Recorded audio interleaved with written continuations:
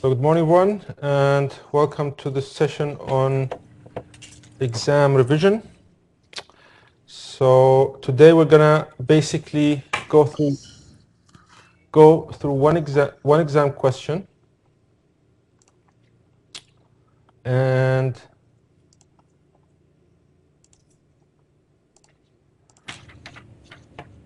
we're gonna go through it for the whole session so that everybody's on board as to what we expect for the exam.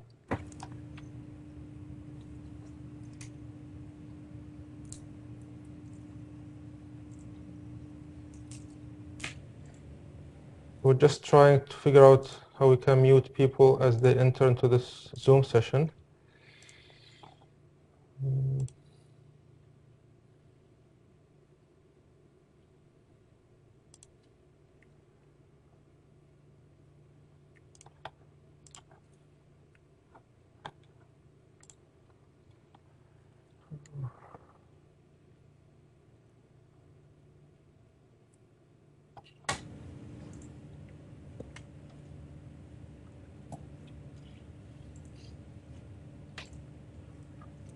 I can't find it at the moment, but bear with me if someone else joins and you'll hear that loud sound. Oh, here we go.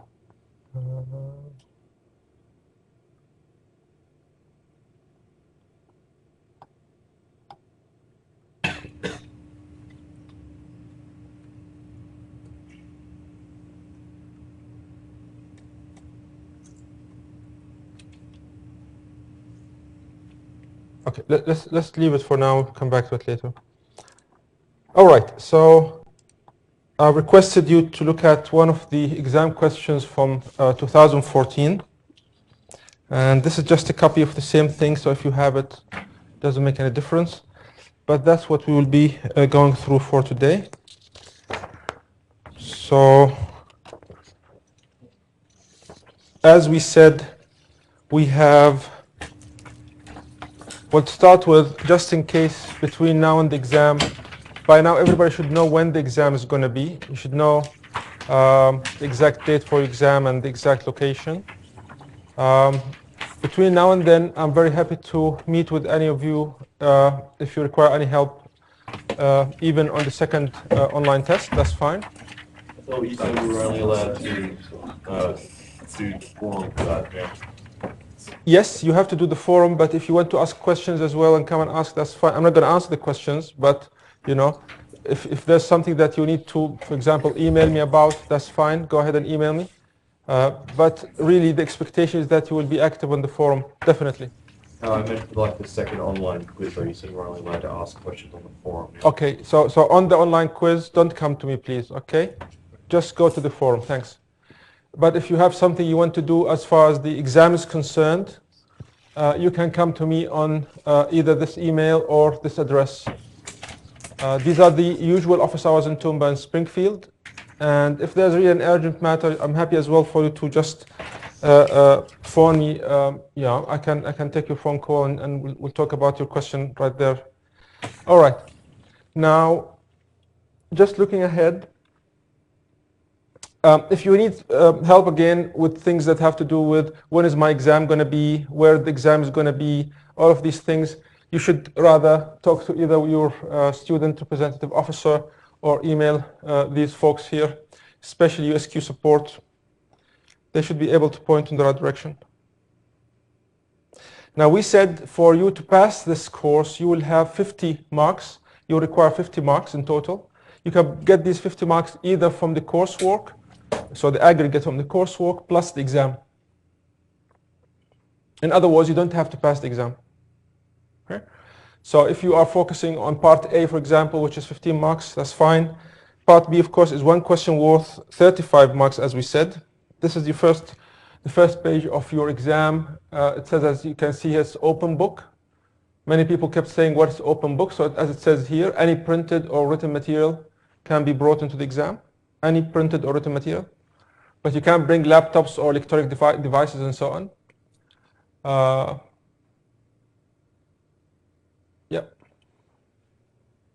So other printed at the bottom there, other permitted printed or written material says any printed or written materials are permitted. So you can take with you your exam, previous exam questions, or you can take with you your tutorial questions and answers, whatever. Okay. As we said in the exam briefing, so this is from the exam briefing slides that you will find on the study desk. So you will find here that it's going to be 15 questions, similar to previous semesters. Okay. So the best thing to do is, as we said, go to the forums, check what they are doing there as far as answering questions from previous exams. I put up 15 questions already. I think it was from semester 3 from 2016. I think that's sufficient. That's enough.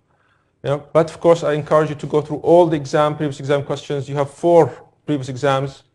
It would be a good idea also to go through all of that. You need to revise on all chapters basically for this part. So as we said, part B is going to be limited, but part A is going to be expansive. So you'll find things around agency or around even criminal law or torts. So you need to go and revise on these chapters. The good news, of course, you have everything with you in the exam. The bad news, it's not open book open time. You have only 2 hours. So you need to be familiar with these chapters. Part B.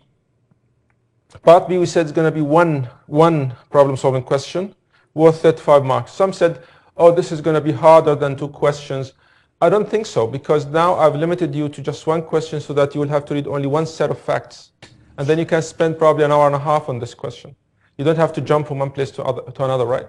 I think that's easier. And I made it even easier than easier because I told you what the substantive A is going to be. So when we work on this question today, you'll find that you already know what the premise is. That's big help. So don't go and talk about torts or about criminal law or anything else, agency. Focus on contract law for the purposes of your exam part B question, all right? Now, I need you to answer the question using ILAC. So today we're going to go through that and see how we can use ILAC to answer this question. I've put up as well something on study desk at the bottom of your course activity page. You'll find there that we put something, I think it's from Griffith, that you might also find helpful.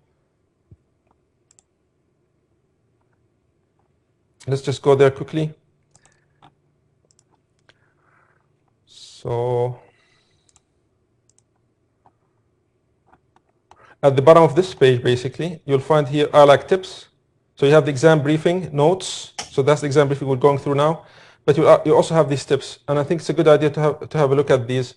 They're also free, available free online. If we printed those out, we could take those into the exam. Absolutely. Yep.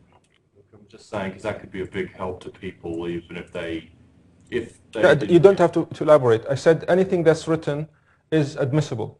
You can bring newspapers. You can bring in your photo albums. You can bring in anything that's in print form. I don't mind. I don't know how photo albums would help, but... So no, the point is that you don't have to keep reminding people that anything that's in writing is admissible. It's in writing, it's admissible. Print it out, you can bring it in. All right.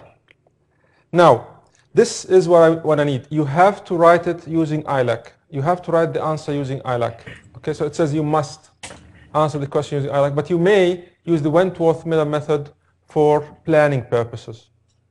It's just a third wheel. Some people might find it unnecessary, so that's fine. You just go ahead and answer. The best preparation is what we're going to go through today. We're going to go through 1 question, but 1 question is more than enough. So if you know how to do this question, you know how to do any other question that is a problem-solving question on the area of contracts. Of course, it's not going to be exactly the same issues and so on, but you know how to go and answer that question. And of course, the revision is on part 3 of your textbook, which is, I think, pages 190 to 436. This is very important to me. Last time I've checked, only probably a couple of people took the survey from this stream. So I really encourage you to please help with that. It takes only 5 minutes. So once you finish the survey, that yellow button is going to disappear. Okay. So this is basically what we're going to go today, go through the Wentworth-Miller method again, the ILAC, statutory interpretation, and critical analysis. Statutory interpretation, of course, only if there is something statutory, like, for example, the Australian consumer law that is relevant to the question, or other status, right? Okay. So what did we say about the Wentworth-Miller method? This is something you may use, you don't have to use, okay? So you start by identifying the parties to this conflict that we will look at in the question. Then you need to identify their objectives, not only in terms of what they want to say in money, but also in the remedies we've discussed from chapter 16. So you have to be more specific now and say this is the legal remedy that they're after. Okay. Identify the legal premises. This is the easiest part now because you know that for the exam purposes it's going to only be contracts. You don't have to do anything else, only contracts. Okay. Identify the elements of each premise. So this is what we'll talk about in some more detail now. Identify relevant legal issues based on elements and material facts. So all of this planning really is going to identify the legal issue. And the legal issue, the starting point of ILAC. So we'll look at that and see how you start with that. So once we identify our issues, we have to do the law. Excuse me. Issues basically are questions which need to be resolved or answered. Okay. Usually it's a one sentence, the issue is one sentence, but the question that you're going to get is going to definitely have more than one issue. So in the exam, don't think that you identify only one issue and that issue is going to have 35 marks. One issue is usually between 5 and 10 marks. So you'd imagine that the question in the exam would have maybe like 4, 5, something in that range of issues. Maybe more. I'm not saying that it is. You have to identify the relevant law. So this is what you have to use for answering this question. Then the application. So you apply the facts from the question to the law that you have identified in step 2. And the conclusion, again, is just one sentence. All right. This is what I talked about in terms of tips and tricks for ILAC. This is basically what you have at the bottom of that page from Griffith. All right. So this is the question we're going to go through today. Unless you have any other questions. Unless you have any questions. Yes? Sorry, what were I got down the first 3 things for the Wentworth-Miller method. What were 4 and 5? So once you have identified the premise, you have to go and identify the elements of that premise. And once you have identified the elements, you'll have to look at the facts from the question and see which of those facts are going to turn one or more of these elements into issues. So the last one is to identify the issues, which is the first thing you will do for ILAC. Okay. Any other questions? If not, I think we are ready to proceed with the question for today. So the whole thing we're going to do today is just this question. Okay. All right. Will you be doing another one at Springfield? Yep. So that's also a recommended watch just for extra practice. Definitely. So there will be only 2 questions I'm going to go through. One for you here in Springfield, and the next one is going to be in one here in Toowoomba, and the other one is going to be in Springfield, which is from the second semester from 2015. Does that mean this is their last? No. So what's going to happen next week is that you are not going to have any classes, but you're going to have extended office hours. So if you want to ask questions about the exam, you can come to my office hours. I think I'm going to give you also the schedule now, or I'll put it up on study desk soon. So if you don't have any questions, then you're done. You know, you just go ahead and start revising. Next week is the last week, and the end of next week is the submission date for your second online test. If you have questions, the very last minute sort of jitters, you're worried, you're anxious, come and ask, or just email me or whatever. If you really have questions that you think you need to see me for, there will be these extended office hours both in Toowoomba and in Springfield. So basically, not Monday, Tuesday, Wednesday, and Friday is going to be from 1 to 4 in Toowoomba, and on Thursday it's going to be from, I think it was 11 to 2. I'll post it and you'll know. All right. Any other questions? All right. Let's go ahead and start reading this question. So it says, James, a law student, walked into his local video game store and saw a copy of the latest game, which is Mooncraft 2, with a price tag, okay, that said $6.99. Okay, so James went to the local video game store. He's looking for the latest game, and he found that game with a price tag of $6.99.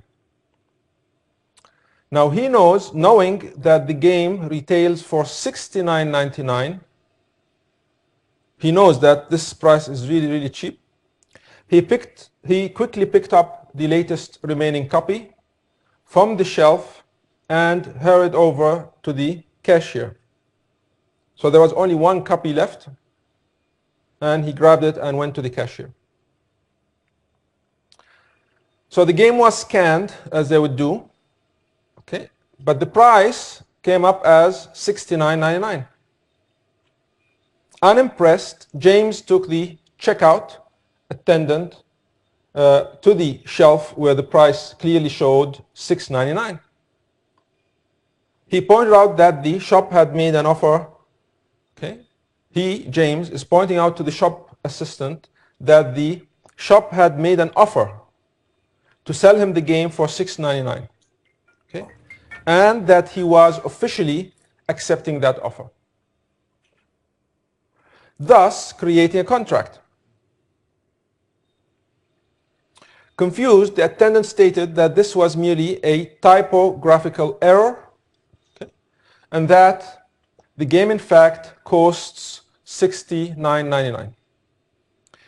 James told the attendant that if he was not sold the game for $6.99, okay, he would bring an action for breach of contract in his local court. This is just the first part of the question. Let's focus on this part. So, let's assume that you are going to start answering this question in your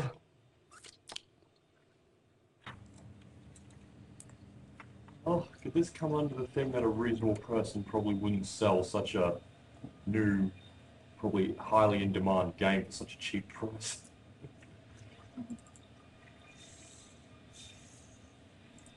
Okay. So let's assume that we're going to start answering. This is your, so at the top it says answer in your examination answer booklet. This is your examination answer booklet, all right? Now remember something very important. For part A, you are not going to put your answers in this booklet. For part A, you're going to be given a sheet, CMA sheet, where you have to enter. Basically, you will have to fill in or darken parts of a form that is going to be marked by a machine. So if you are not going to put those answers on that form, I'm not responsible. No one's going to take the answers from your booklet and transfer them for you. Okay. So do you need like a pencil for that, or? I think you can use a pen. I think you can use a pen, double check again. But my key point is that don't put your answers in the booklet. For part A of the exam, there's a different sheet that you have to use, okay? Usually a yellow sheet. Is it one of those sheets where you fill in the dots and the... Yes. So it is what you would usually use for automated marking in a machine, okay? Not in the booklet. The booklet is only for part B. Okay. Let's assume that you're going to start, and I'm going to assume that you're going to do some planning first, okay? So let's assume you're going to take 5 to 10 minutes and do some planning.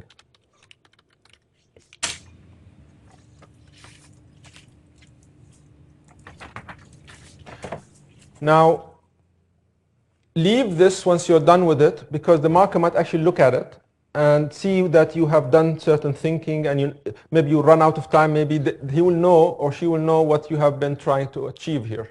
What was your plan? Okay. Let's go with the Wentworth Miller. What is the first thing that you have to do? Is to identify the parties to the conflict. Okay. Where is the conflict here? Do you see any conflict here? Yes, the conflict is that James thinks there's a breach of contract from the... Okay, so the conflict is going to be between which parties? The shopkeeper and James. The shopkeeper and James. Okay, if someone was going to go to court, who's going to go to court, James or the shopkeeper? James. James. So let's say the movement then is going to be James.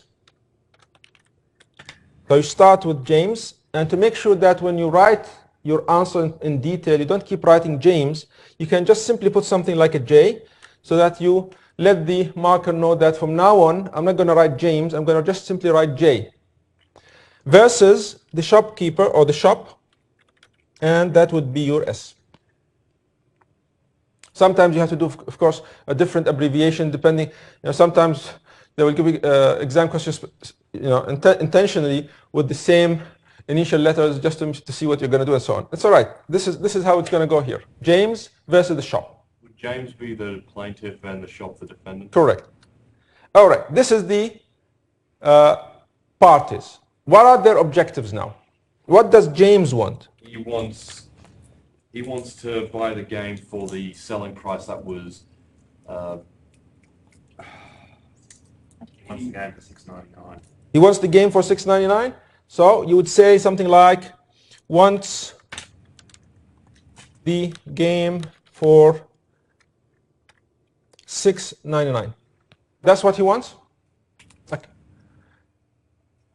So in order for him to get this, can you talk a bit more about a specific legal remedy that you're going to use? James is going to argue what remedy to force the shop to sell this software for this price. Breach of contract. That's not a remedy. That's a cause of action. That's the cause of action when you go to the court and you'd argue that the shop actually breached the contract that's between me and them. But what do you want what do you want from the court? Compensation? No, it wouldn't be compensation. You're not asking for money. It's one of the equitable remedies we talked about. What did we call it?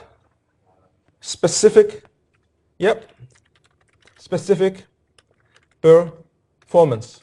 Meaning what? Meaning that you want the court to force the shop to sell you this software for that price. Okay?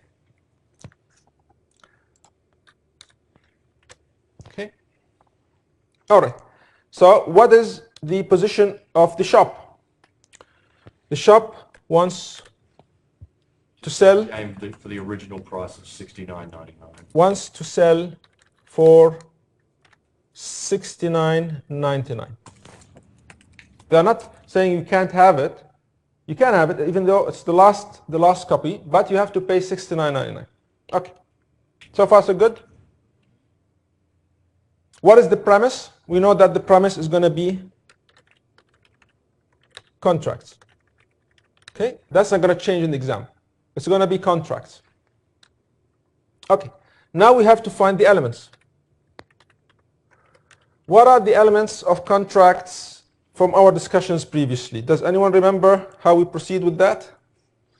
So this is what we have been doing for the people online. So basically, it is just a starting point for your analysis. We're doing planning, and we're looking at the parties, what their intention, what their objectives are, the premise, and the elements. Okay. So let's go back to our slides and see if we have maybe the elements there. Okay, so let's go back to chapter 7. So if you have your book with you, you'll find that in chapter 7 there's a figure, 7.1. And it starts by saying the elements of a simple contract. Remember this? So, in order for a contract to exist, you need what? You need three elements. Agreement, intention to create a legally binding relationship, and consideration. Okay? If you fail on any of these elements, will you still be able to have a contract? No. No. These must be there. These are necessary parts of having a simple contract. Well, going on that, then I would say that there was an agreement. No. Let's just go through it one step at a time. I just want you to identify the elements for now. Everybody's happy with these elements? Is that the whole thing? What else is there? Remember the other parts of these elements? So once we did our existence elements, the three elements, we went to validity, remember? And we said in validity there are four elements.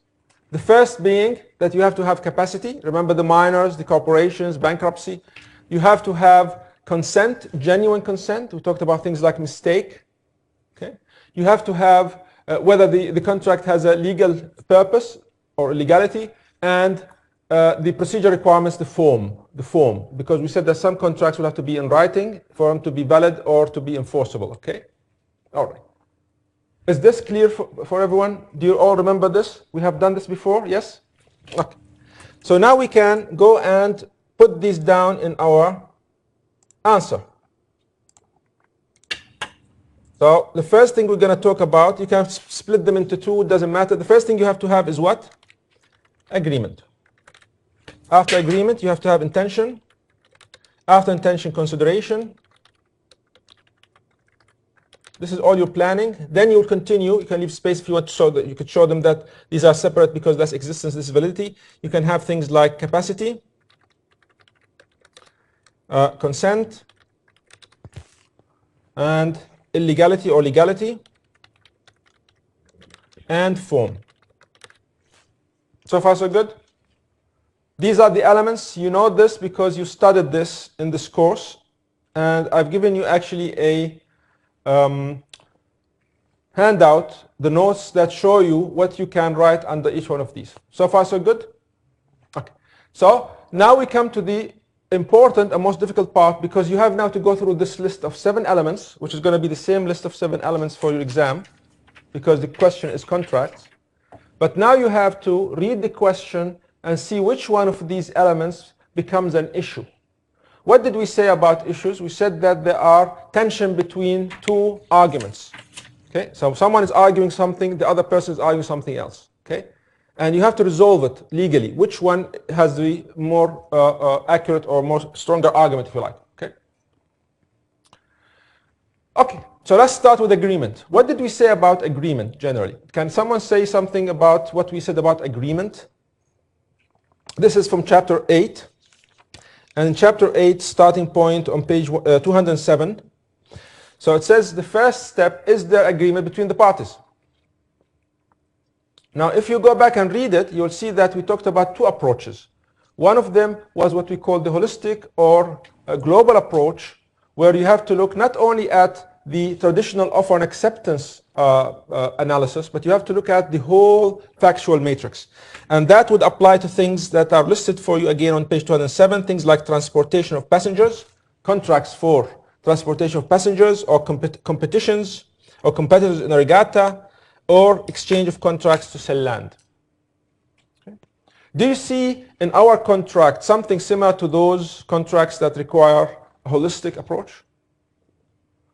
What type of contract are we looking at here? I think we're looking at a Huey. Someone else maybe? Lost it. What kind of contract is this? Contract for sale of land? Are we looking at a contract for the sale of land? It's the sale of goods. So it is software.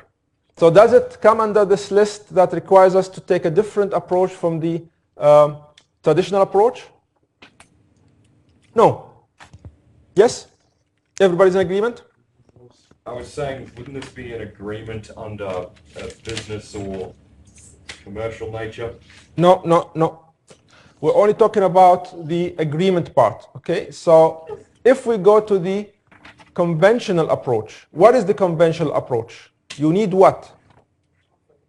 Offer and acceptance. So here you would come and say, I need an offer plus an acceptance. Maybe in the exam it will be a different type of contract, and you might need a different approach. So you have to look at it. Okay. So let's just stop there for a minute and look at it one more time. Let's go back to our facts. Let's go back to our question.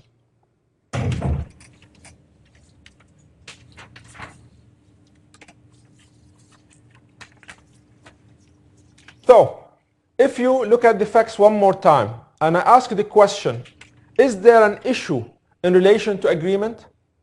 I.e., are there arguments, are they arguing, James and the shop, are they arguing, or the shop assistant, are they arguing about something that has to do with agreement, i.e., offer and acceptance?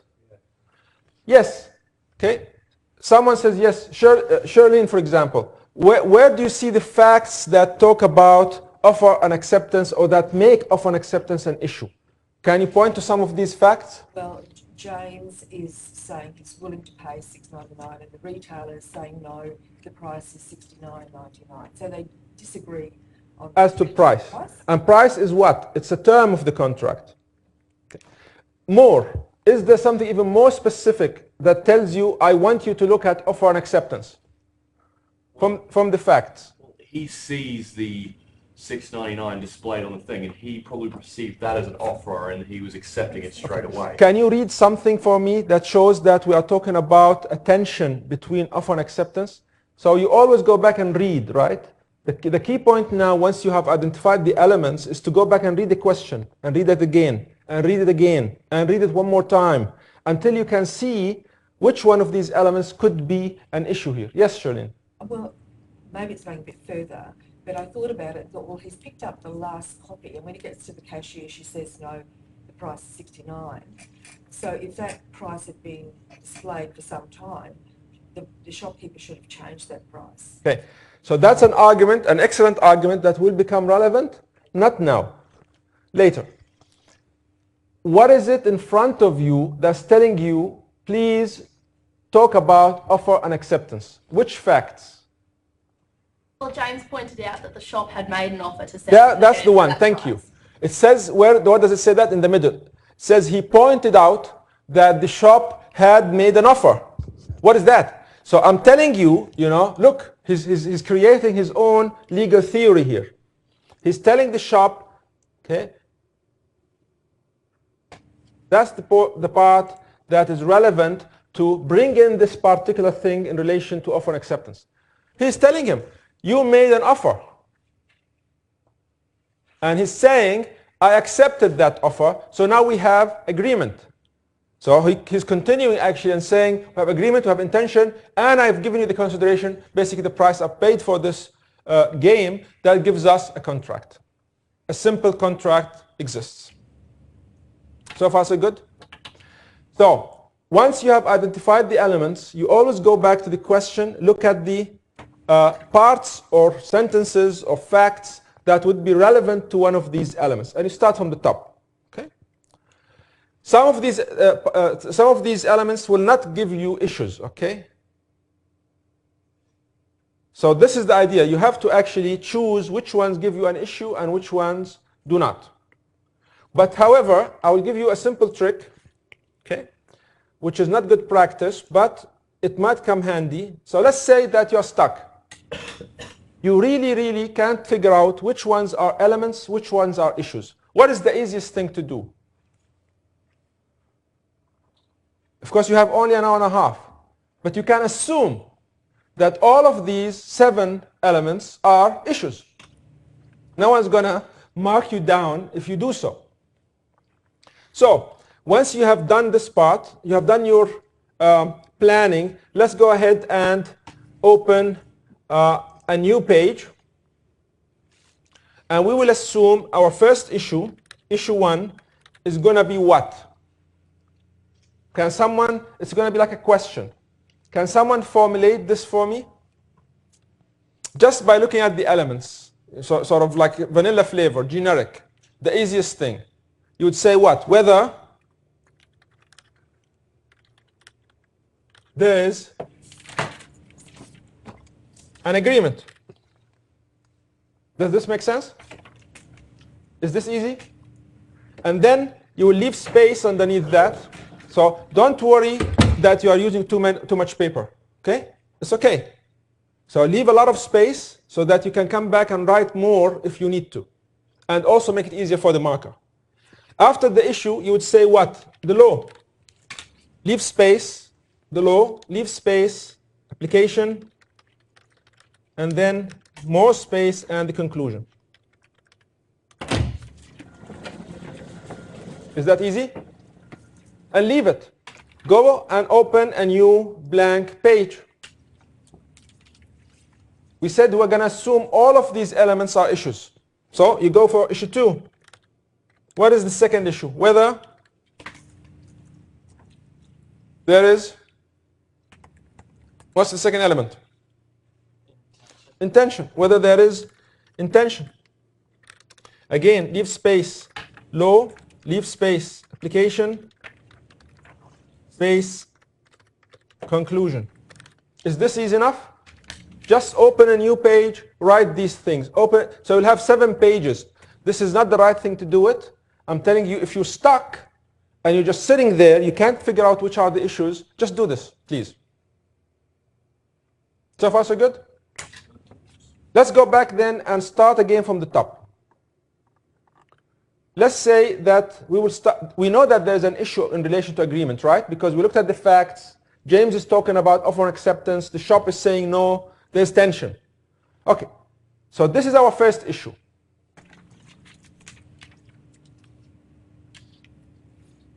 Now, this is the easiest way of writing this issue, right? You just simply look at the elements and say, oh, agreement, whether there's agreement. Because this is the easiest way of writing the issue, once you go down to doing the law part and the application part, it will be more difficult.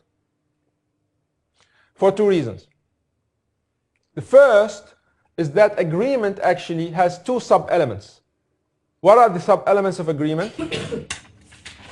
So instead of actually saying agreement, what you are really saying, whether there is an offer and an acceptance. Isn't that right? That's what you're saying. So your issue actually has 2 issues, not just 1. But there's another problem. This issue is generic. It's abstract. You can use it for any question, which is great. It's easy. But the problem is, when you come to do the law and application, it's going to be really hairy. It's going to be very difficult to do. Because this is abstract. Now remember what we did in our assignment when we looked at ADRs and we said the best people, the people who got the best marks, okay, did what? They identified which of the question 2 or 3 sentences, the facts in the question, applied to the advantages and disadvantages of whichever method that you have chosen. Let's say mediation. So instead of just writing an essay on mediation, advantage, disadvantage, you went and said, okay, they're saying here that it's important for the parties that this process is confidential.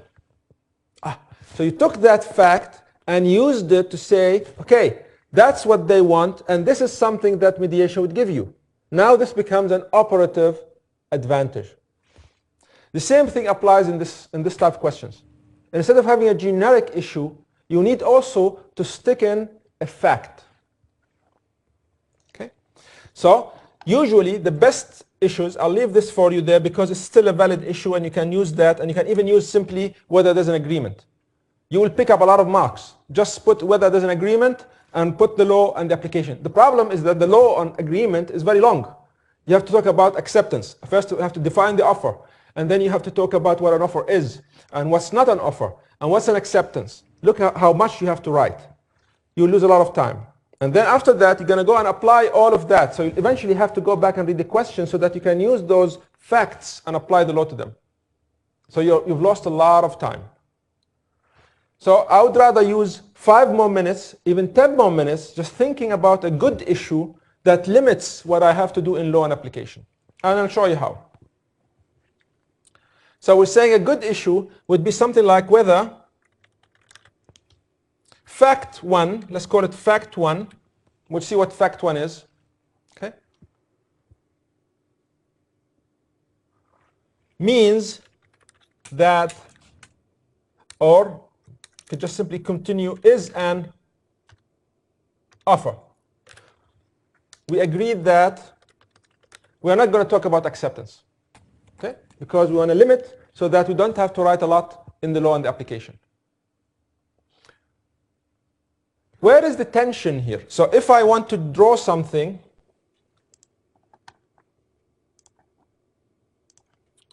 so let's just insert something here. And let's just see where the tension is. If you have this fact, okay, and from this fact, you can choose either to say that there is an offer, and if it's not an offer, it would be what? No, Disagree. it would be not an offer. So there are two people, the shop and James, are standing and saying, this fact is an offer. The other guy's saying what? It's an acceptance? No, he's saying that this is not an offer. Yes? In just general terms. What was that fact? Let's go back and read our question. Again from the middle. He pointed out that the shop had made an offer to sell him the game for $6.99. Where is the offer? What is he talking about, James? The price tag. The price tag, which is where? Probably on the shelf. Which is on the shelf, plus what? What else is on the shelf? The game. The game. So what's the offer? So the fact that we're talking about here is what? The fact is, Fact is that he's got the so this here I can replace now with whether the display of the game and price on the shelf. Yes? Isn't this what we're talking about? This is the fact? It doesn't say that the price is on the shelf. The price could actually be on the game. yeah. Like I Yeah. was actually going to make that statement. Whenever I go to a game store, often the price is actually displayed on a sticker on the game. Yep. If it was on the sticker on the game, what will have changed in the facts in the question? Well, Now read the question. What did James do? Unimpressed, James took the checkout attendant to the shelf where the price clearly showed $6.99. What does that tell you? The price on where? Is it on the shelf or is it on the... it's on the shelf, but Because- going on that logic, like you said earlier, that means the game has been displayed for $6.99 for probably a long time. Yep.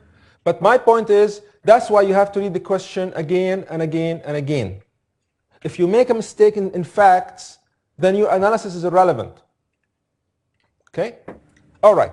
So do we understand so far why we are writing the issue this way? Okay? Does this actually formulation tell us about the tension? So we said the tension is where?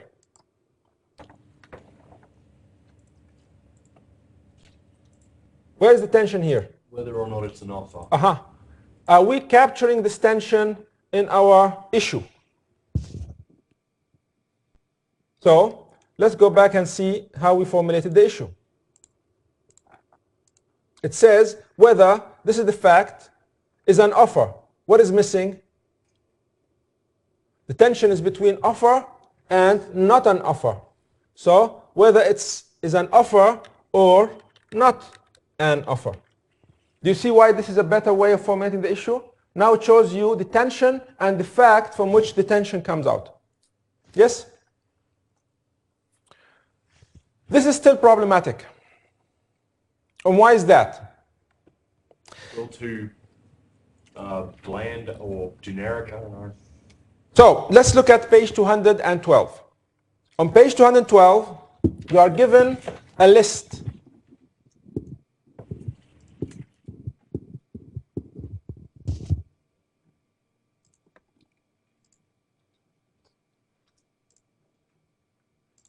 So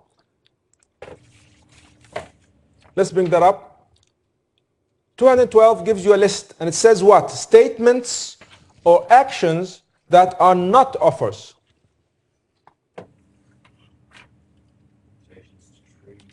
Yep.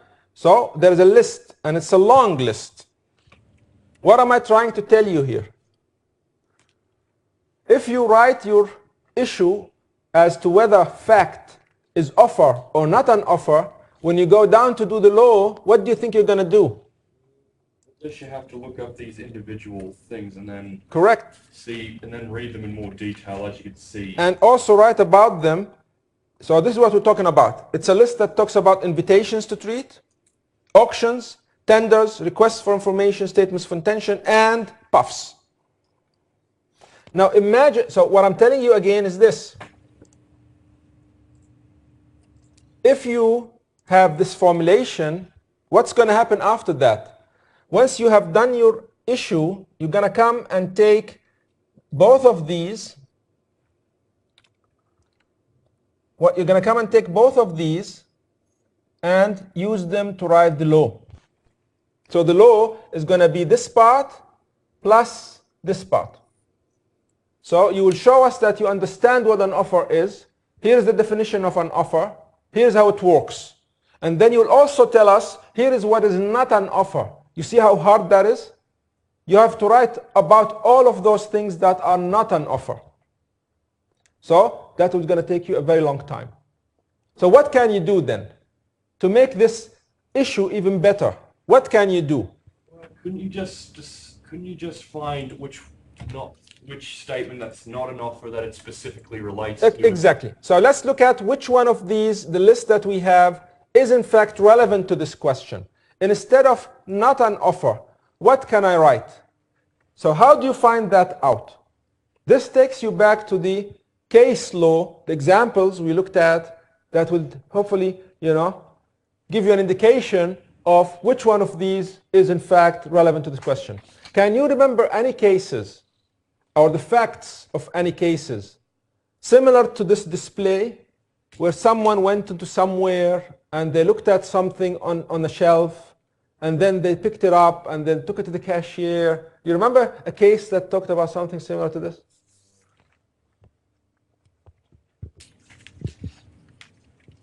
Which page are you on? 213? Maybe? Look at 213 for me. Just out of luck. It's just next door to the list we were talking about. What do you have on 213? So you can see we're talking about invitation to treat, but this case here, do you remember this case? Boots. So the facts. The defendant ran a self-service chemist shop. Remember, this is back from 1953, and it's not here, it's in the UK. So once we use it, at best it's persuasive, right? Which was at the time a novelty, 1953. Pharmaceutical stock, including drugs, were on shelves in the shop. Customers would select their needs from the shelves and take them to the cash register.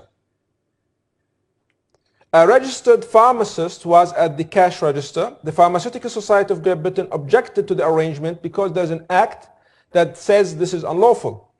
The defendant was prosecuted under the act, which stated that the sale of drugs was prohibited unless under the supervision of a registered pharmacist. You remember this? This is why we said you have to have notes and summarize the cases. So any facts will trigger something in your mind. Do you see the similarities between our question and this case? Yes, because it's saying that there was a display of goods on the shelf for a specific price, wasn't it? So for our purposes, how is this case now going to reduce the list of not an offer? So as I told you, this case comes under invitation to treat. The court is going to say, you're right, what was displayed is only an invitation to treat. That's the stuff that the shopkeeper didn't say. Remember, the question is saying that James is a law student, so he wants to show off, offer acceptance. The shopkeeper is a lay person, so he doesn't know anything about, so he's not going to come and say, no, it's an invitation to treat. He's simply going to say, no, it's not an offer. Your job is then to come up with this idea saying, actually, this could be what? Or an invitation to treat. Now you have yourself a very narrow issue. It has a pattern. So notice how there is only one fact and two legal concepts. And the tension is going to come from these two legal concepts. Sometimes it's going to be one legal concept and two facts. But we'll look at that, or other patterns as well. But for our purposes, this is what we have. So what's going to be now the second part here in the law? You're going to talk about offer, and you're going to talk about invitation to treat. So the first thing you'd say, an offer is. You're going to define the offer. What is an offer? So you can see that, for example, given to you, meaning of an offer on page 211. Okay? and how it talks about the intention of the parties. Okay. So you would discuss what you know about offer. Not too much. Why is it not too much? Because you've spent so much time narrowing down the issue. So now you can write only a few sentences on offer, few sentences on invitation, and you're done. An offer is, you're going to talk about what makes an offer. Okay. What about an acceptance? Again, not accept, invitation to treat. So again, the invitation to treat stuff is shown to you at the top of page 113. So invitation to treat is not an offer. Okay. And unlike an offer, cannot be accepted. It's only an expression of willingness to start the offer and acceptance process. You just write that. I don't even care if you just copy it from the book. Okay. Because all I need to know is that you can find the relevant material, not that you are doing it, putting it in your own words. That's fine. Just I need to find you. I need you to spot what material in your textbook or notes is relevant or not relevant. So you have to discriminate. Okay. So an offer is an invitation to treat is, and then you're gonna do what? Are you done? The jewel in the crown is what? Your discussion of what? Of boots. The case of boots.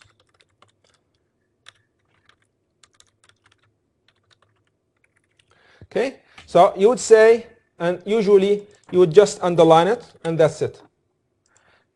You're not going to write the whole name. I don't care about the whole name. Why would I want to know? I can find it. Just say boots. Okay? Or if you want for some pharmaceutical society, and underline it, and that's it. When you talk about boots, you're going to say what? It was a case where a customer went into this drugstore or chemist shop, okay, and they looked at the drugs on the shelves, and they picked one of these shelves and took it to the cashier. And there was this act in the UK that said you are prohibited from selling these drugs unless there is a pharmacist that's supervising the sale, basically. Okay? Are you done? Yes, you are. That's all because of the way we formulate our issue. It becomes 2 sentences on offer, 2 sentences on invitation to treat, and then boots 1 or 2 sentences. Now we come to the application. What does that mean, application? Isn't that where you're applying the laws? You're applying the laws to the Case. No. You are applying everything back to the issue. This is the fact that we will apply the law to. You are taking everything from the issue, you see. The issue has the fact plus 2 legal concepts. In the law, you will explain these legal concepts. And then you will drop down to the application and you will use the same fact and apply the law to that fact. So, in this case, or in this question, there is a display of the game on and price on the shelf. Okay. So what are you trying to do in the application? You are trying to resolve the tension between offer or invitation to treat. Is it an offer or is it an invitation to treat? And that's going to be the conclusion. One sentence. This fact was an offer, or this fact was an invitation to treat, and you're done. Because you took the time to formulate a good issue. Okay. What are you going to say about this fact relevant to the law? So the application is really going to now hinge on what? It's going to hinge on boots. And it's going to hinge really on the similarities and differences in the facts between boots and the question. Yes? I'm guessing we don't have to worry about the facts that the United Kingdom's laws on this could be different to ours, though. So if you want to add that, that's why we said leave space. You could say something like, boots is a case from the UK and would hence be at best what? Comparable. Persuasive, i.e. but not binding. Remember the binding stuff that we talked about in the hierarchies of courts and whether it's binding because it's from the same hierarchy and so on. So Boots is not from Australia, so it's not binding definitely, but it's persuasive. You could cite it and say, look, that's what they said in that case in the UK. So the judge could say, okay, let's see. In the application, you have to now show us an understanding of the similarities and differences in the facts. So, in Boots, the goods that were being sold were what? Were drugs. Okay? Yes? In this case, or in this question, the goods are what? Games. Yes? What else is different? In Boots, there was a UK act or legislation or law prohibiting the sale of drugs without supervision. In this question, or in Australia, what do you say? Is there an act in Australia that prohibits the sale of games without supervision by a chemist or someone? There's no such legal restriction.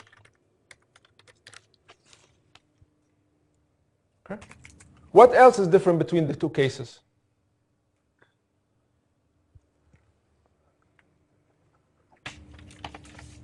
Yes, Shirley. I was just going to say they wouldn't, obviously they didn't have barcoding. Like, They didn't have barcoding, yes? so the game probably has a barcode on it as opposed to the sign at the front. Okay, so there was no barcode in 1953. Now they have barcoding. You can add that as well. The key point, when you make these distinctions, you now have to use them. Okay, so how are you now gonna, do you think that based on these facts, should the fact, i.e. the display of the game plus the price on the shelf, should the fact be an offer or an invitation to treat?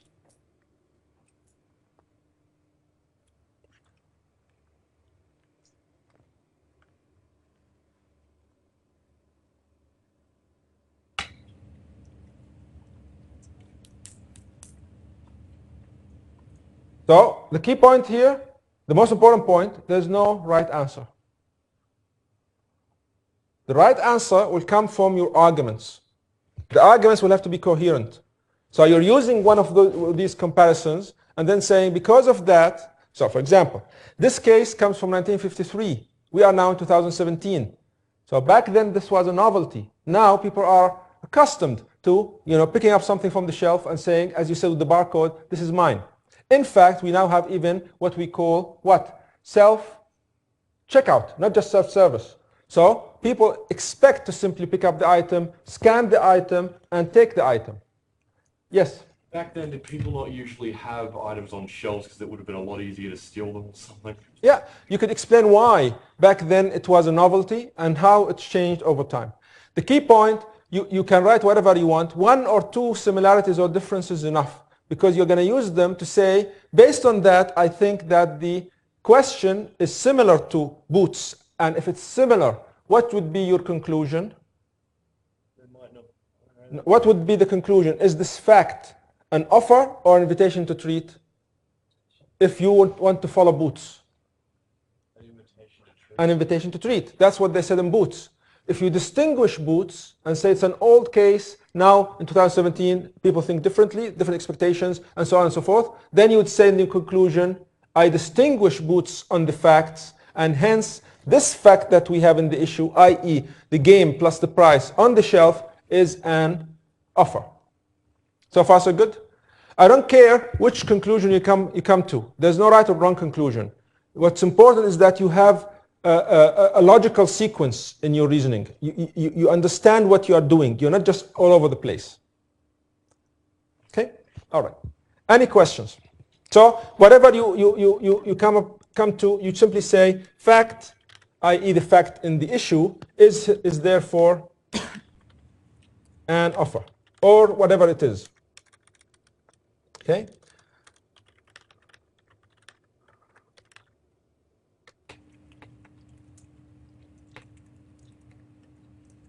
Wait, isn't an invitation to treat not an offer? Yes. Whatever you come to, you could argue that the fact that we have, i.e. the shelf with the price on the game with the price on the shelf is an offer, or you can say the game and the price on the shelf is an invitation to treat. It doesn't matter. So my point is, whatever you write is fine. Some people write the conclusion before they do the application. So they keep looking at the conclusion to remember that this is what I'm arguing for. Well, that's a bad way to do it, isn't it? So I'm giving you the good and the bad. There will be the ugly as well in a minute. So far, so good? Any questions? So saying stuff like, considering Boots was back in 1953, where it was probably a lot easier to steal stuff. Oh, hold on, I can't get my sentences right. Where they didn't, I'm going to get rid of that easy to steal things, where they didn't have scanning technology and barcodes, it would have been an invitation to treat back then. But now that we do have barcode scanners and all that, we should be aware that any price we display on our shelf is an offer, while back then it would have probably just been an invitation. Absolutely. Absolutely. Now, one last thing I want to also point out, because that might factor into your arguments, is here to say something like, so this is basically here, what we did here was similarities and differences with Boots. Yes? That's what we're talking about. But you could also write something in relation to policy considerations. What policy consideration you think would be relevant here, given the facts again? If you go and say that this thing on the shelf, the game and the price is an offer, what could go wrong? Take it off the shelf, could be treated as acceptance. And what would be wrong with that? Put it back, then it's breach of contract. Yeah. So, but what else could be wrong for the shop in particular? Maybe they made a mistake with the price. What if there's a mistake in the price and you go and say, actually, it has to be an offer, and once you pick it up, it's an acceptance? What if you take it to the self-checkout with the barcode and all of a sudden it comes up as $70? What do you do now? Are you going to pay it? Or are you going to go and say, of course we haven't done the contract yet, but are you going to pay it, or are you going to go and say to the shopkeeper, you know, I want to buy it for $6.99? So that's the policy consideration, the main policy consideration, to say actually it is an invitation to treat. It's protecting the shop in case they make a mistake with the price. They still have this ability to say, actually, sorry, the barcode is the correct one. It should be $69.99. Some shops you go into though, if it scans at a different price than what it's advertised on the shelf, you get it for the price that's advertised on the shelf. Sometimes, yes. So it depends actually on the Australian consumer law. So sometimes there will be actually, it's like a warranty or a guarantee actually, saying that, you know, that's the price that you have. Could it have anything to do with like store policy, as you said, policy considerations? Yeah, it could be store policy. You can look at the policy of the store itself. Sometimes it could be a happy surprise. So you take the item to the cashier and it's actually lower price. It's not always more. It could sometimes be actually lower. So the discount shops and so on. All right. So far so good? Here is the ugly part we talked about earlier. Now that you have done your first issue, you're done with the issue in one page. Always one page. Don't go write an essay. You see, a lot of space, just a few things, one sentence, you're done. This is full marks. This is the gold standard. It's not going to be 10 pages of writing that no one can read, or it's showing you someone who's really sitting there and just enjoying himself or herself, really thinking about this question and engaging with the tension and writing very few sentences on the point. Now that we have done our first issue, we go to the second issue. Is there now, so if you decide, let's leave the ugly a little bit to later. If you go now and talk about the second issue, and you assumed that the second issue is intention, now you have a chance, hopefully, to go and read the question one more time and ask yourself, is there an issue here? What kind of facts in the question would make this an issue? You remember what we said about intention? Where does intention arise from when there is an issue in relation to intention? Where does it come from?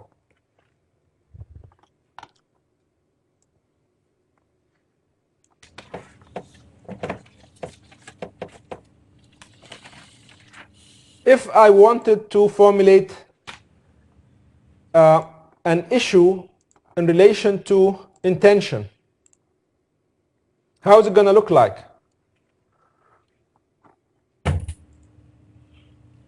So you could think of it this way.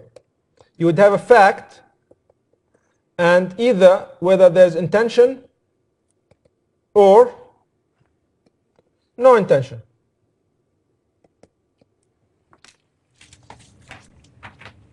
Okay.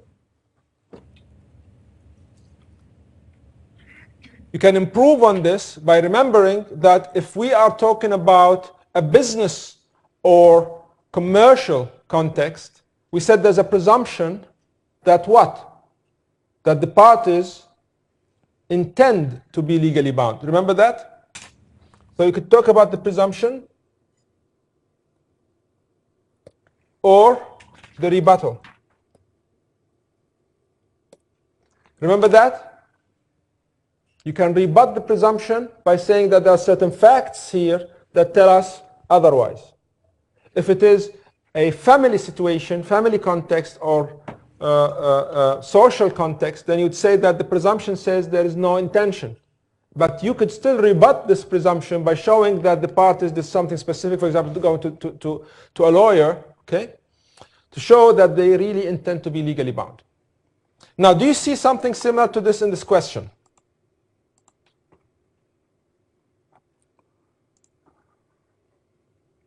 Yes, no?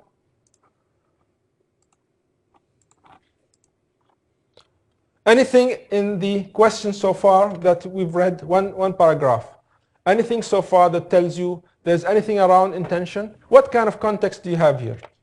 Is it family context or a business context? It's a business context. Do you see anything in relation to buying and selling? Is anyone making the argument that actually we are friends, we're only friends, we're just joking with each other, we don't really mean to sell this to you? Do you see anything that gives you any facts to rebut the presumption that they are legally bound?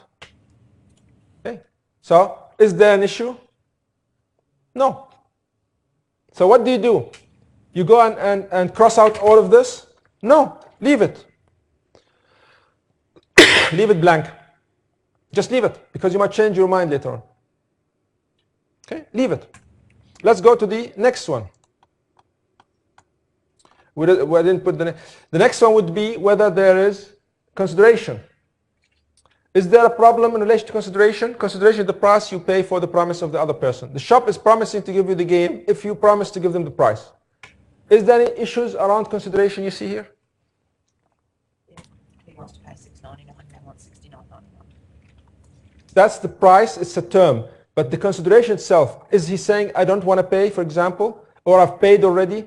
You see, it's something they want to do, a price, and there's a problem with the price, but it's a term, rather than saying, I don't want to pay something for it. He's not saying, I'm not going to pay you, I will pay you, but I think I will pay a different price. I think there's nothing wrong with the consideration either. So you drop to the fourth element, which is capacity. Do you see anything in relation to minors, or someone drunk, or someone crazy, or some corporation?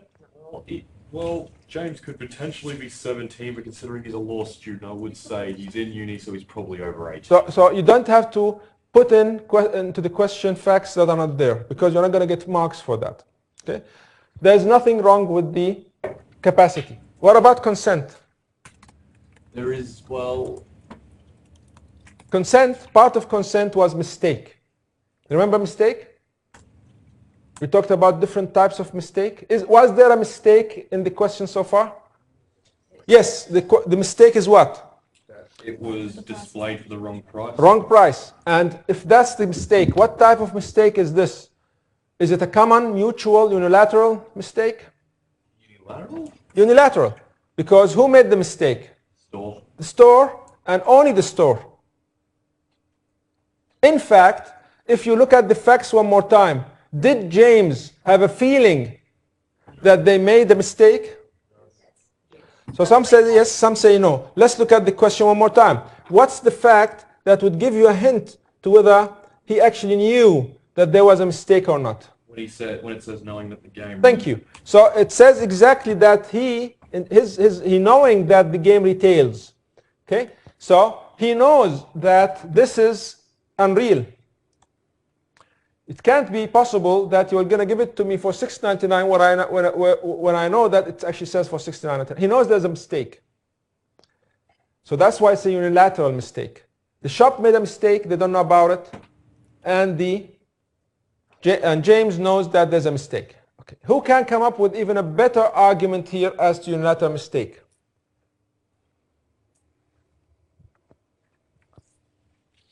So, Shirlene. I was just going to ask you to repeat the question. No, I want you to go back and talk about that point you made in relation to this game being the last remaining copy. Well, being the last remaining copy, normally on a shelf there's multiple copies, yeah?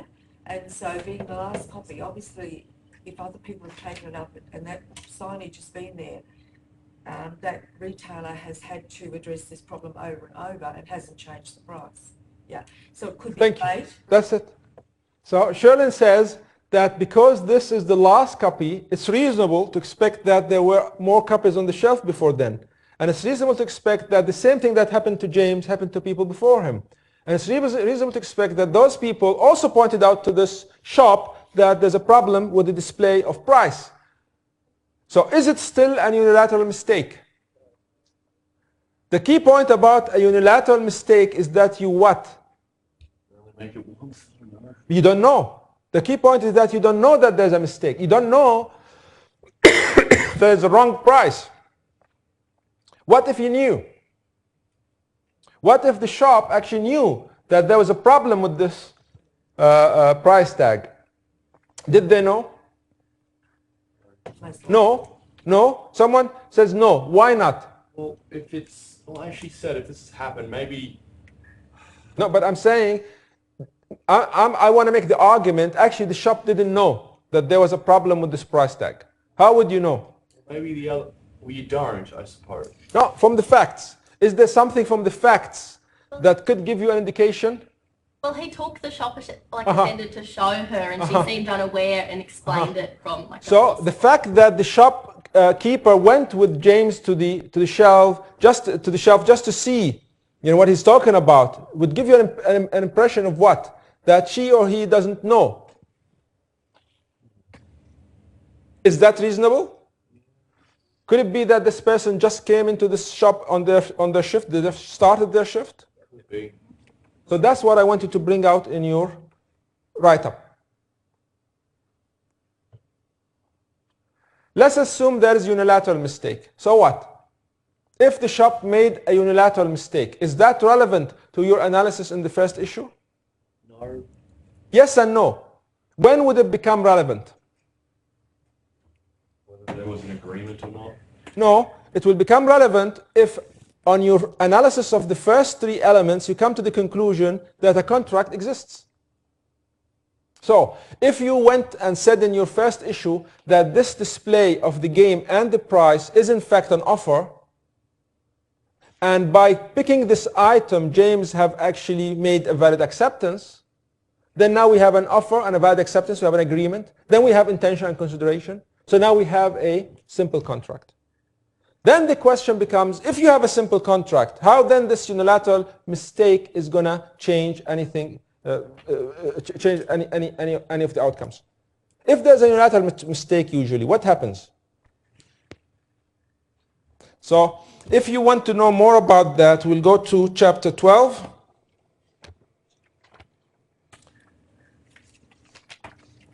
And in particular, page 305.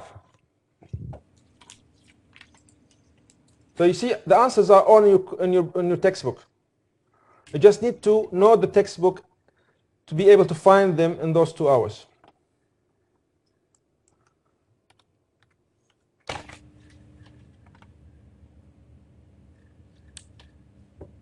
So it says there, if you have a where the mistake is to a term. Do we have a mistake to a term here? Yes. What is the term? The price. The price is always a term of the contract, right? Because we agree on it. So it talks about, while most cases of unilateral mistake involve questions of mistaken identity, i.e. don't know the person you are talking to or mistaken his identity for someone else, not all such cases are of this type. So the mistake may go to the existence of or content of a term, i.e. the price in this case. But there's still a unilateral mistake because only one party is mistaken. Okay? So this is the case of Hartog. I'll leave it to you to have again a look at it. But this is the idea of trying to ascertain what the effect of the unilateral mistake is. And you'll find that we talk in fact about a legal test. And the legal test is that of the reasonable person. Excuse me. So the test is going to be, what would a reasonable person think is going on in this case?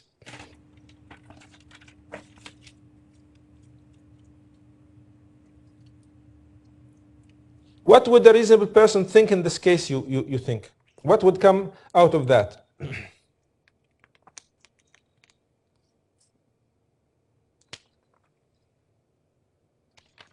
Yes? Any facts that we looked at would give you an idea what a reasonable person would think?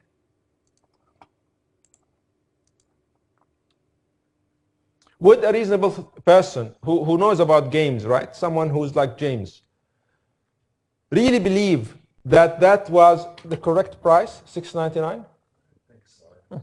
So they're basically taking advantage of the shop. And that's where the starting point for the analysis is.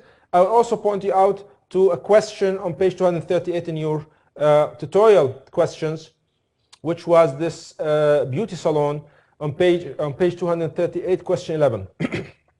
Okay, so I'll go and have a look as well at that question 11 on page 238, that also talks about this idea of whether there's a unilateral mistake or not. So the key point, if you come to the conclusion, where are we? So we've done this now. Intention, there's nothing. Consideration, there's nothing. Capacity, there's nothing. So you come to a new issue now, and you'd say something like whether issue, I don't know, X, whether the what? What's the fact?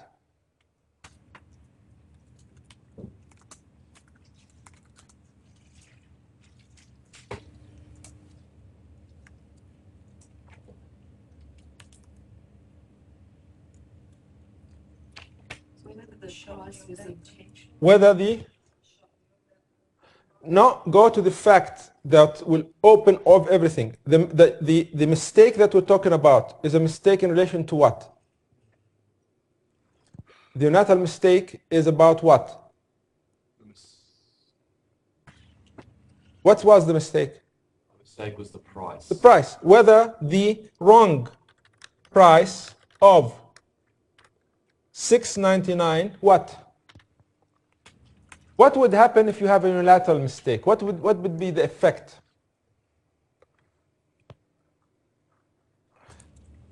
So if you go again to chapter 12, there is a summary for you. the summary on page 297.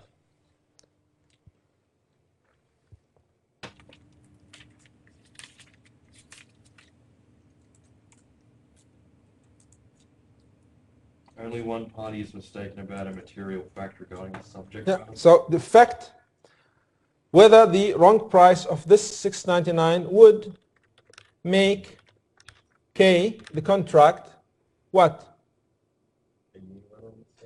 Void or voidable due to a unilateral mistake. Which it says here makes no genuine agreement.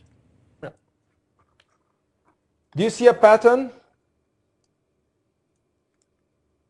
This is your fact. Oop. The previous issue that we formulated had one fact and two legal concepts. This is one fact and how many legal concepts? Void or voidable is one in relation to whether it's void. And the other one is the unilateral mistake. So you know what you're going to do when you talk about the law? So you're going to talk about what is a unilateral mistake, when is there a unilateral mistake, what's the effect of the unilateral mistake, i.e. what does void mean, what does voidable mean. 2-3 sentences, that's it. Then you apply, meaning what? Is there a case you could cite here? We looked at one case, just like Boots, right? So I would look at that case, look at the similarities and the differences, and tell us what do you think. Of course, here it's more than just a case because there's a legal test. So you have to actually apply the reasonable person test. So you'd say whether this fact would mean that this contract, based on the reasonable person test, would be void or voidable. I.e., someone in James' shoes, knowing that $6.99 is not really, it can't possibly be the price for this game, would actually make the unilateral mistake. I.e., should the shop still be held responsible for their mistake, or should they be able to cancel the contract? Okay. That's the idea. So far, so good? Let's move on and look at other parts of the question. So the key point I want to make, you have a lot of time in the exam to answer one question. So the first part is 15 questions. I think you can finish it between 15 and 30 minutes, in less than half an hour. And then you have an hour and a half just working on this thing. So the key point really is planning.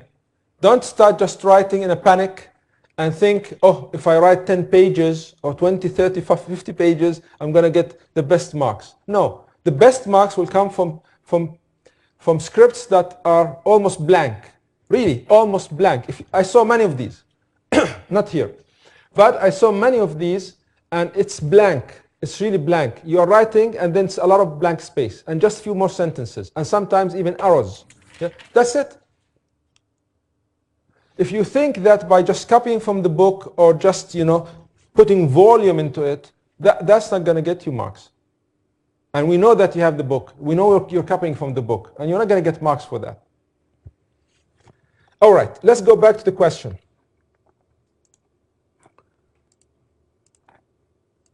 So let's go on and look at this scenario variation. So this could be the second question. Now James said, so they are still arguing about the price, right? They're not still tension about the price. There's no agreement. So James said, look, I have spent time and effort coming to the store. So if you go back and look at that tutorial question about the saloon from page 238, question 11. So he says, I put a lot of time and effort coming to the store. I'm willing to pay the difference between the price on the shelf and the actual price, which is $53. The attendant accepts this offer. Again, we're going to approach this with some planning. Okay. So first thing again is the parties. Let's say it's still James in the shop. What do they want? What's the story here? Do you think we have agreement? Is there an offer? Yeah. It says accepts the offer. What was the offer? That you'll pay the Difference. I'll pay you the difference. There was an offer, there was an acceptance, there was an agreement. Is there any problem? No. Intention? Problem? No. Consideration? No. Okay. Capacity? Do you have children? Do you have? No. Consent? Yeah? No, there's no problem. There's no problem, right? They consent. Yes? Yes. Anyone begs to differ? No? You are business students, right? That's why you get questions like these. Any problem with consent, please? Because it's the shop attendant, not the shop owner, so you're saying he's not the agent? He doesn't have actually the authority to do that? Do you think so?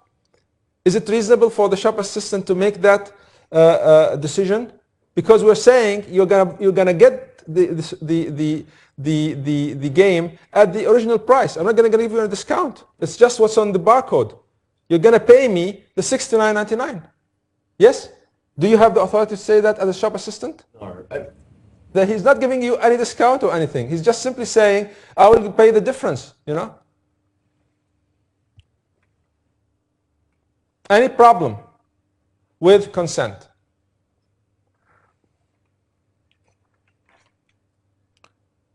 So you're not going to have a calculator in the exam, right? I know. You're not going to have a calculator in the exam. But still look at the numbers, please. It's a law course. What got numbers has to do with anything? $10 short anyway. It's $10 short. Thank you. Did anyone see that? The difference is how much? Difference. $63, not $53. That's why we say the devil is where? There should only be a $7 difference, not a $10 difference. There's a difference, basically. There's a mistake, and the mistake is to what? The price, The price. again. Or to be more specific, to the difference that they agreed to pay. Because he's saying, I'll pay you the difference. But then he paid him the difference of 53 rather than 63. What kind of a mistake is this now? Is it unilateral mistake? Wouldn't it be a bilateral? Is there any such thing as a bilateral? Is it a mutual mistake or a Yes. common mistake? Or do you think, or could James have intentionally said that to see if he could get Great. Or is there, if it's not a mistake, what would it be? an intentional mistake? No. Stupidity. No. So, if you go back and look at mistake, just after mistake, keep going, it talks about what? Misrepresentation on page 308. And there are three types of misrepresentation. There's fraudulent misrepresentation, innocent misrepresentation, and negligent misrepresentation. Which one of these do you think is happening here? Is James playing with this guy? Is he trying to, trick him into? So you would argue something along those lines. Now, so I'll leave that to you, all right? I'll leave that to you to go through and see what kind of elements would give you these issues, and you know now what to do with them, how to write the issue and the law and the application and the conclusion. And don't panic if you really don't find the issue. Just assume that you have an issue under each one of these elements. Write something, and hopefully, it's like a roulette, but hopefully something is going to stick. Yes. Sorry. Okay, let's go on and talk about the last part. I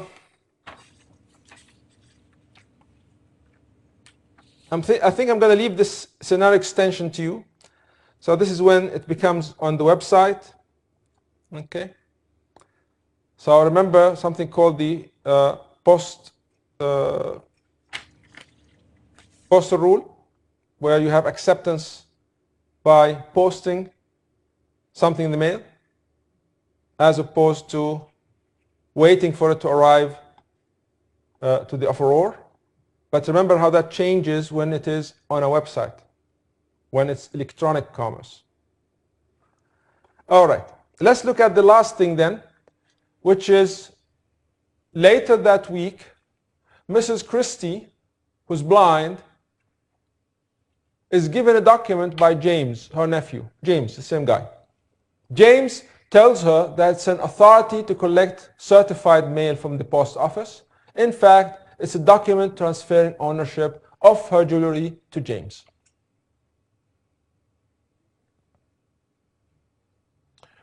Mrs. Christie signs the document. James takes the jewelry and quickly sells it to Christina for $7,000. He spends all the money and disappears. Okay, Mrs. Christie discovers the fraud and wants to get her jewelry back from Christina. Again, the starting point is planning. Let's just talk about it. Who are the parties now? So there's Mrs. Christie and James. Okay, is that all? No, there's also Christina. Okay, who's going to go after whom? Mrs. Christie after Christina? Mrs. Christie versus Christina? Okay. No, there's three. Isn't there three parties here? Yeah. So, Mrs. Christie is going to go after James. Mrs. Christie is going to go after Christina. How good is it for her to go after James, do you think? Well, I think it would be probably easier for her to go. Okay, maybe not easier because James, it says, has disappeared, but she could definitely. There was definitely a fraudulent. I feel there was again a fraudulent misrepresentation here because James, who's aware that his aunt is blind, he gave her a document saying, "Oh, this is for a postal office thing," but no, it was for her to literally give probably stuff that it was a statement that entitled him to her property when he told her the wrong thing. So you asked me that was fraudulent misrepresentation. All right. So I go back to the original question. Should Mrs. Christie go after James? What good is that going to do for her?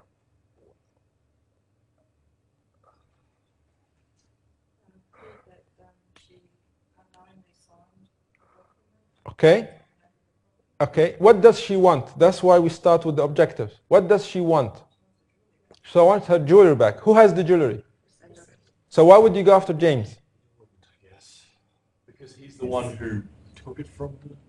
So you want to jail him? Is that what she wants? She wants to punish James? Compensation. So you have always to think carefully, what is the objective? What do you want? You want to take back the jewelry? You want money? Okay. Here it's most likely that she wants her jewelry back. But who has the jewelry now? It's Christina. She has to go after Christina. So what kind of premise she's going to use to go after Christina? Non est factum. Great. What is non est factum? That's spot on. Do you know what non est factum is? So it's a defense that you would raise to say what? It's not my doing. I didn't know. Non est factum is again in chapter 12. And it is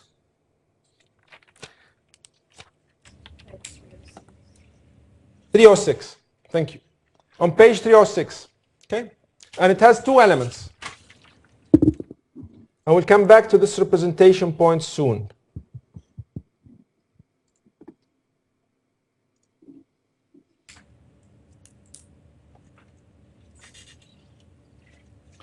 Non est factum has also two elements.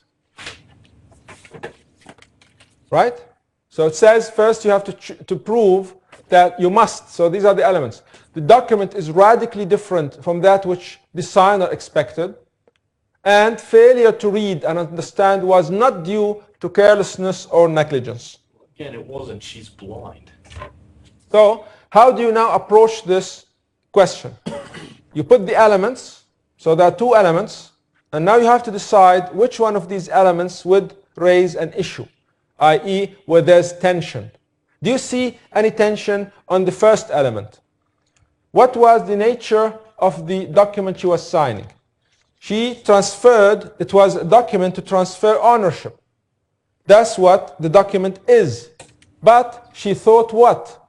That she was signing a document to authorize James to collect certified mail. Is that radically different? Yes. Yes. Is there an issue? No, No issue. because there's no tension. So there is no issue. What about the second one? It says that you have to, failure to read or understand was not due to carelessness or negligence. Here we talk about the idea of blind, that this woman is blind. And more importantly, that who actually convinced her to sign the document saying that this was actually certified mail. Her nephew, who's a legal student. So her nephew. So it means what? Is there any carelessness on her part? No. So most likely both of these elements are made without any issues. So at the end of the question, all you have to say is that these are the elements, and based on the facts, they are both made. There are really no issues here. Straightforward made. The first one is because the difference in the nature of the documents. The second one about the idea of blindness and the idea that it was her nephew that told her to do so. Okay. So this wouldn't take, the last part wouldn't take maybe 5 minutes of this question. But of course, it all started with someone pointing out that it is non est factum. How did you know that it was non est factum? What made you go to that point to think, oh, this must be non est factum? Okay, but also because if you look at the examples, the case law that's discussed with non est factum, you will find similarities with the facts in this question. Now let's just finish quickly on this idea of representation. Now, someone said there's fraudulent misrepresentation here. Do you agree? Do you think that we can go and say that our premise here is going to be fraudulent misrepresentation, or at least one of the elements on consent would be misrepresentation, fraudulent misrepresentation? I think so. Yes, absolutely. On the facts, we see that there is fraudulent misrepresentation. So why don't you go and argue that? Well, here is why. If you go back and look at, again, the objectives, that's why it's important really to know the objectives.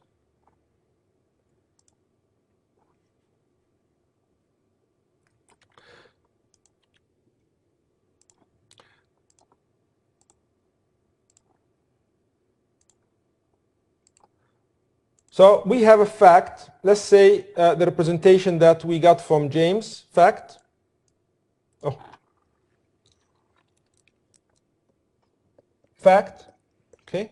And then you will have two possibilities.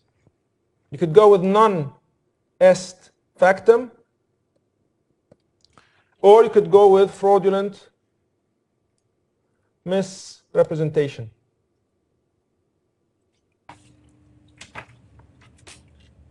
What happens if you can prove this? What would be the outcome? The contract would be what?